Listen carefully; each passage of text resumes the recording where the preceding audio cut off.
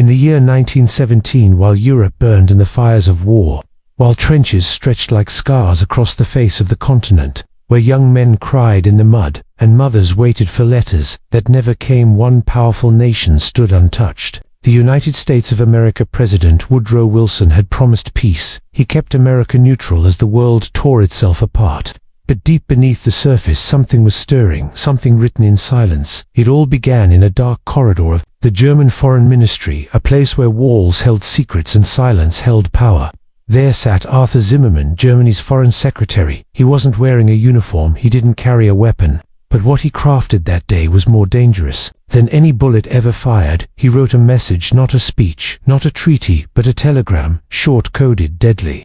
It was sent not to a battlefield commander, but to a country thousands of miles away, to a government still reeling from its own revolution. Mexico. Zimmermann's words offered war and reward if the United States joined the Allies against Germany.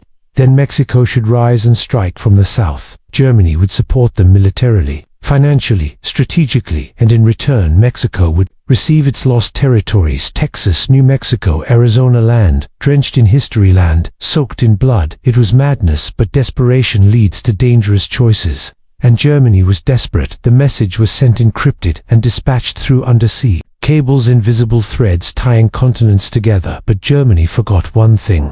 The British were listening inside a secret facility in London, known only to a select few. Room 40. The British had been intercepting messages from around the world, cracking codes, reading secrets, changing the game. They caught Zimmermann's telegram. They decrypted it line by line.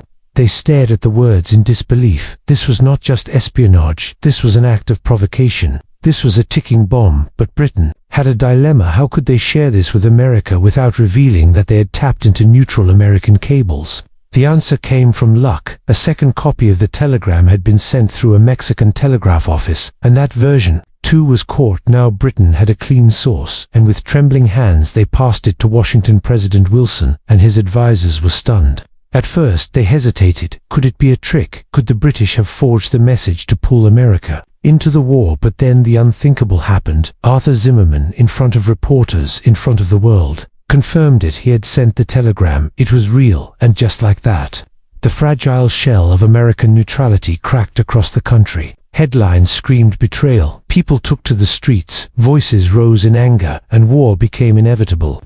On April 6, 1917, the United States declared war on Germany. But let us imagine for a moment, what if Zimmermann's message had not been caught? What if Mexico had accepted the offer? What if American cities had faced invasion from both sides of the ocean? How many more would have died? How long would the war have dragged on? What if America had lost faith in its allies or split from within? Zimmermann's telegram could have broken the United States, turned brother against brother, left Europe in ruins even longer. And yet it was caught not by bullets, not by bombs, but by the quiet genius of codebreakers in room 40 in the world of war. Power doesn't always wear a uniform. Sometimes it sits in silence, behind locked doors with a pencil and paper, and saves the world. The Zimmermann telegram, a message that never reached its target, but still hit its mark, a whisper that roared loud, enough to change history forever.